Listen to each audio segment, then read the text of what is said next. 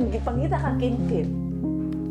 I think the scariest part about losing passion is that it doesn't happen all at once, you know? You don't wake up one day and just decide that it's all over, that you don't love it anymore. No. Something that happens slowly. It burns away quietly in the background of life until one day you look at the thing that used to make you happy and it's like you can't even recognize the feeling anymore. You know, it's funny looking back at where all this started, because if I'm being honest, I never really planned for this. I didn't pick up a camera one day and decide, yep, this is what I want to do with my life. It wasn't that serious. I was just looking for hobbies, new form of entertainment even. So I'd make edits, shoot things around me, learn effects, try things just because I thought they looked cool. It was never about thinking whether it was good. I wasn't thinking about whether anyone would see it. I just enjoyed making things. And so suddenly this thing that started as a hobby became one of the biggest parts of who I was. But I think there's something beautiful about wanting something this badly. To wake up and know exactly what you want to spend your life doing. To have something, anything like that excite you. The hardest part about pursuing something creative is that there really is no clear path. No checklist, no guarantee, no moment where someone tells you you've made it. You can spend years learning, improving, putting everything into it, and still, you can always be wondering if you're moving in the right direction. And I guess that's where the doubt started kicking in for me. I'd start to look around and see people my age accomplish things that I would have dreamed about.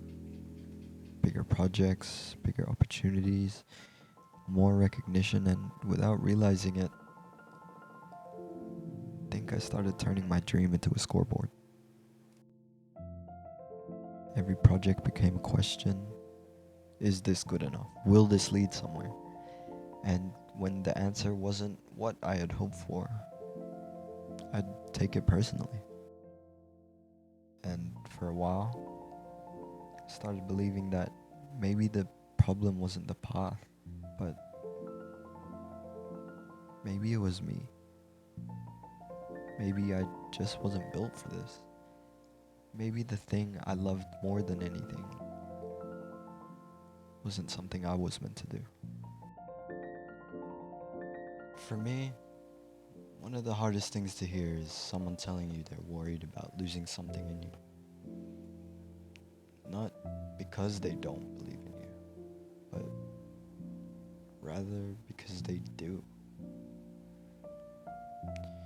You know, someone once told me something I'll never forget.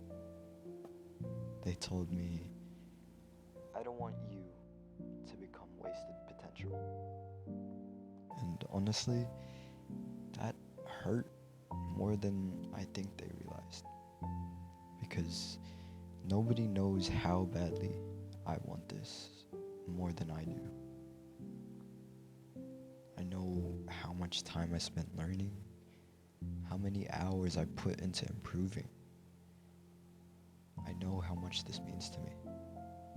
So when you hear that from people that believed in you, that you could see my passion fading, my flame dying, it's genuinely heartbreaking. Because I think deep down, I knew they weren't talking about my ability. They weren't saying I wasn't good enough. They were saying, I miss seeing you excited about this. And that was the part that hurt. I became so focused on proving that I could make this work that I forgot to actually enjoy making it. And I think that's when it clicked. I didn't fall in love with this whole thing because I wanted people to notice me. I didn't start editing because I wanted numbers. I didn't pick up a camera because I wanted to prove something. I did it because creating something from nothing felt like magic. And somewhere along the way I forgot that. I forgot that a video didn't have to change my life to be worth making. Didn't have to go viral. It didn't have to open new doors. It didn't have to prove that I belonged here. But it just had to mean something to me. And I guess that's the thing I'm trying to find again. Not the motivation, not the success, not some perfect version of myself, but just the feeling. I think I've finally come to realize that the dream was never just about making it. And I think this applies to so much more than just creating. Maybe it's your dream. Maybe it's your career. Maybe it's a relationship. Maybe it was something you loved before the world made you question whether it was worth pursuing.